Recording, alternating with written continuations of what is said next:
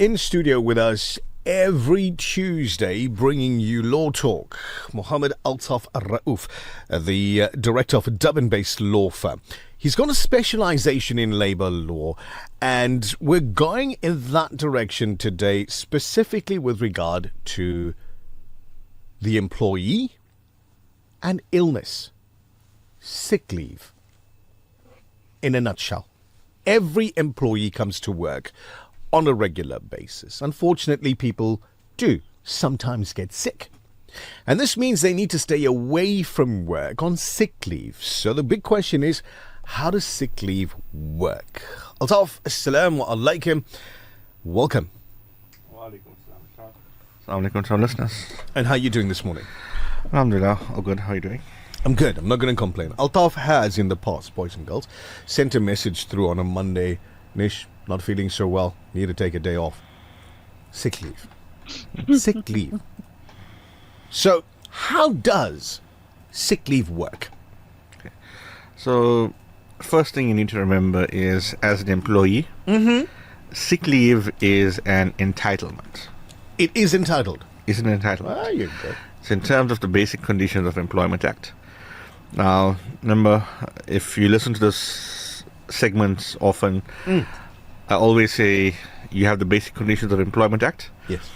And then if you fall under a bargaining council, Yes. I always speak about bargaining councils. Right. Your bargaining councils are your industry-specific councils. For example, you have your security bargaining council, you have your chemical industry bargaining council, you have the motor industry bargaining council. If you fall under a bargaining council, there's probably a variation to the sick leave, which is specific to your collective agreement. To that agreement. Okay. Now, how many days of sick leave are you entitled to as an employee?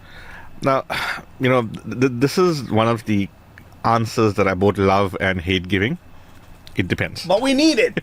We need it. What does it depend on? Let's break it down for us. So we're going to talk specifically in terms of basic conditions of Employment Act. Right? Okay. Yep. If you fall under a bargaining council, this is generally a good guideline as to what you should be entitled to, something along similar lines. Right. Now, when it comes to your sick leave, you have something called the 36-month cycle. Right? So the day you start work is day one of your cycle. And 36 months measured from the day you start work. So on your third work anniversary, you've now served 36 months, your new cycle starts. Starts there. Right. Right. Now, for your first 6 months of employment, you essentially earn 1 day per month of sick leave. And if you for don't, your first 6 months. if you don't take it, does it accrue? If you don't take it, it accrues. Right. Right. Once you hit month 7 of your employment, your entire 36-month, let's call it allocation, now unlocks. Right? Now, if you work 5 days per week, you would be entitled to 30 days of sick leave in the 3-year cycle. If you work 6 days per week, you would be entitled to 36 days of leave in that 3-year cycle. Again, like I said previously, there may be variations if you fall under a bargaining council. Now, just to clarify that slightly more, remember I said you've got a 36-month cycle. Yes. So let's say you're working 5 days per week. You've got 30 days allowed in that cycle. Theoretically, you could finish off your sick leave maybe in your first year of employment. Because you've taken 30 days of sick leave in your first year of employment, you no longer have any sick leave entitlement for the rest of it. Okay. So what happens if you get sick again? So look, it would really be at your employer's discretion. Okay. Right? Also, building on that, remember I said your 3rd year work anniversary, your new cycle would start? Correct. On day 1 of your new cycle, you're again entitled to your full 3-year entitlement. I know I've asked this question previously, but let's do it again in this circumstance. If you don't use the previous one, does it accrue? In this instance, the cycles don't accrue. Aha. However, your sick leave for that first 6 months, yes, it adds up. And then in month 7, you unlock your full Right. 36-month entitlement. So here's a question that a lot of people are not very clear on the answer. When is a medical certificate required? Okay. So, generally speaking, in terms of the Basic Conditions of Employment Act, there's 2 circumstances under which you would need to provide a medical certificate. One is where you're absent from work for more than 2 days due to illness, and the other is where you're absent from work on more than 2 occasions in an 8-week period. Right? Now, this is a very important one to note for people who would live in domestic workers. And Right. I know a lot of people have these. Yes. Right? If your domestic worker is ill and obviously requires sick leave, Yes.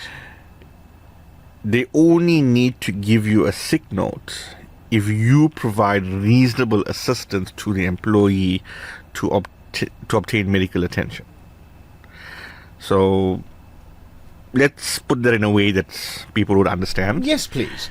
If your employee is sick, and let's call it your live-in domestic worker or your live-in gardener is sick, you have to make a reasonable effort to get them to I'm just going to say medical facility.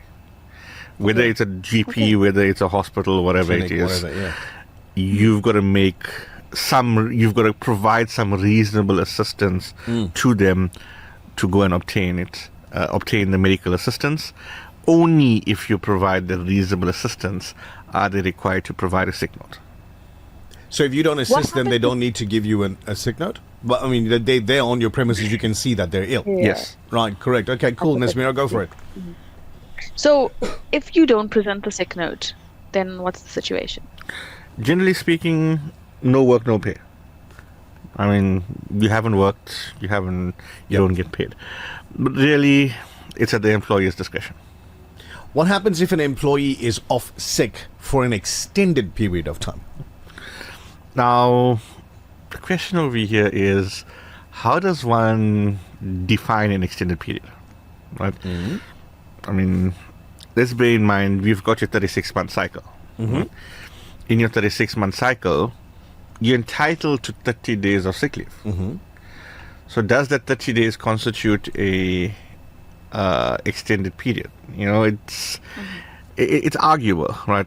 However, what I am going to say is, if an employee is ill for a longer period than a couple of days, Yeah. it may be a question of something called temporary incapacity. What is temporary incapacity? Now, temporary incapacity is a situation where you're unable to perform your duties for a period of time, and you may need to perform light duties. Okay. Now, if an employer is obligated to accommodate a temporary incapacitated person, are you? Now, there is an obligation to accommodate your temporary incapacity, but within reasonable means, and is determined on a case-by-case basis. Now, temporary incapacity is, let's say you have some sort of a medical condition, and this medical condition means that you can't perform your normal duties for whatever reason. Let's say you've got an injury that means that you can't stand. Okay. Right? Yeah. Ideally, you should be accommodated by being put into some sort of a position where you don't need to stand, where you can be seated. Seated, yeah. Obviously, in the name itself, temporary incapacity, it's not something long term. It's something that's expected to heal. It's something that's expected to be corrected. It's something that it's expected that, within a month or two, it will come right, and you would be in a position to return to your normal duties. Yeah. So that is a temporary incapacity. For things longer than that, where it may never heal, it may never be corrected, that's not really a temporary incapacity. That's now a permanent incapacity, where other options need to be looked at. So we'll delve into those other options at a later date where we look at things like medical border and those sort of things. For today, Anonymous says, if you are sick on day 1 and don't go to the doctor, day 2, you're still sick, then need to go to the doctor. Is a sick note supposed to cover day 1, taking into consideration that you did not go to the doctor on day 1? Look, that's really in the discretion of your doctor, I would say. Right. I mean, if you tell your doctor, listen, you've been sick for the past 3 days, this has been your condition for the past 3 days, I don't see any reason why the doctor wouldn't backdate that for a day or two. I mean, the doctor will, after examining you, will logically be able to make a determination, you know, does it seem that this person really has been incapacitated for a couple of days before they came to see me? Yeah. Right. I mean, like, things like dehydration, etc. I'm not a medical professional, but... The dehydration doesn't happen like over a couple of hours. Overnight, you know. So another question. What happens if your employee has asked for a sick note for family responsibility and you provided it and you still don't get paid for the day? The employer gave you the next day off as well and does not pay you for that day either. Okay, so family responsibility leave, if you've provided the necessary documentation, you haven't been paid, your first stop would be, I always say this, your internal HR. Yes. Right? Raise it with your internal HR. Listen, this is what I'm entitled to. You guys haven't paid me for it. What's going on? If nothing comes out from there, your two options would be either to approach the Department of Labor, alternatively to approach the CCMA. There you go. Anonymous, does your sick leave take any effect on your annual leave? No, sick leave and annual leave are completely separate entitlements. Hypothetical situation. You've run out of sick days. Yes. And you get sick. And you need a couple of days off. Can you speak to your company and say to them, please, I need these few days. I need to go in for medical procedures, or I just need to rest, whatever the case may be. Can you please take it off my annual leave? Yes, can be done at the company's discretion. So you have a conversation. Yes. Talk. Internal procedures. 100%. As always. Altaf, always informative. Thank you so much for that. We look forward to the next one where we delve into things like medical border and that sort of thing. I see a message has just come in now. Anonymous, I want to know if a person is injured on duty, so IOD, does it come out of your own sick leave? So that really depends on a couple of circumstances. Okay. The severity of the injury would matter. How long you put off for would matter. So, look, it's something we can delve into deeper in the future. Yes, please. I'll put that down for a future show. Yeah. Unfortunately, the question given doesn't give us enough information. Okay, so to our anonymous brother, please send through more info where you ask if a person give us a is specific injured. scenario. Yeah, tell us what happened basically, and let's look at your scenario. Others may be experiencing the same thing. Is an employer allowed to not pay you for 1 day of sick leave? Well, we went through the requirements, right? If you're absent, if you're on sick leave for more than 2 days, a sick note is required. If you're absent for more than 2 occasions in an 8-week period, a sick note is required. What about just 1 day? Okay, so I woke up this morning and my sinuses were congested. They should be paying you for. So firstly, if it's a single day, a sick note is not required. Okay. Right. Correct. Yeah. Provided that it's not more than twice in a 8-week period. So if it's a one standalone day, there's no previous day in the past 8 weeks, they should be paying you for that 1 day. Okay, folks, I'm going to ask the last question now because we're running out of time on this show. Firstly, let me clear up. We don't have a doctor in the studio. In the studio with us is a labor lawyer. So, son's been injured at work. His job is carrying heavy stuff. When he told his supervisor he's hurt, but he asked him to work the entire day, he became the injury became worse. The next day, the manager asked him to go to the doctor. No IOD paid to date, no pay for the past month, and put off for the next month, and just having the runaround with no pay for this new month. What do I do? Okay, so listening to your question, it looks like you've got 2 months that this person is off. Right. Injured at work because of carrying. This is a matter for COIDA. What's COIDA? Used to be the okay. I'm hesitant to use this phrase, but the older listeners would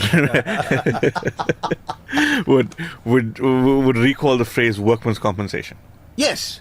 Workman's Okay, compensation. yes. Okay, yeah. No, workman's compensation is kind of the old term for it. Yeah. COIDA is compensation for Occupational Injuries and Diseases Act. Mm-hmm. So it's now called the Compensation Commissioner.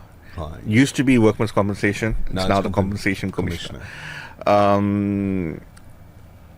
If there's a workplace injury that needs to be reported to the Department of Labor and COIDA within 7 days. Mm-hmm. If it has not been reported within 7 days, the ground is open for criminal prosecution. And I know this because I defended a matter where the employer was charged Right. for not reporting. Now, the issue at that point was, listen, the employee had been knocked by a vehicle, a reversing vehicle, and the employee never reported it. The employee. The employee never reported to the employer Right. that, listen, a vehicle was reversing, and this vehicle knocked into me. Right. Now, obviously, if the employer did not have the necessary knowledge, he couldn't have reported it. True story. Right. Yeah. So on that grounds, the prosecution fell away. In that scenario, Yeah. right?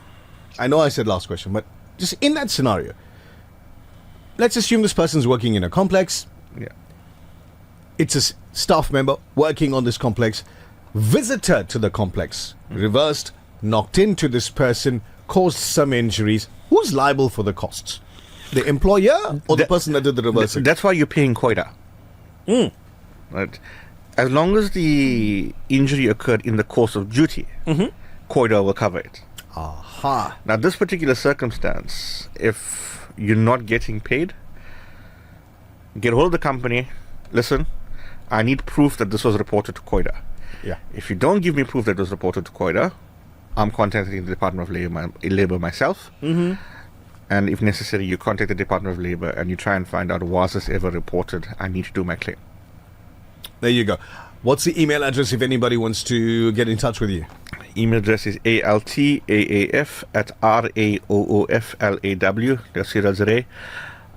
Say that again, altAAF@RAOOFLAW.co.za. Depending how busy I am, it might take a day or two to respond to you, but you will get a response. There you go. Altaf, thank you always for being so informative and bringing this valuable info to our listeners. We look forward to next week. Pleasure as always. Assalamu alaikum.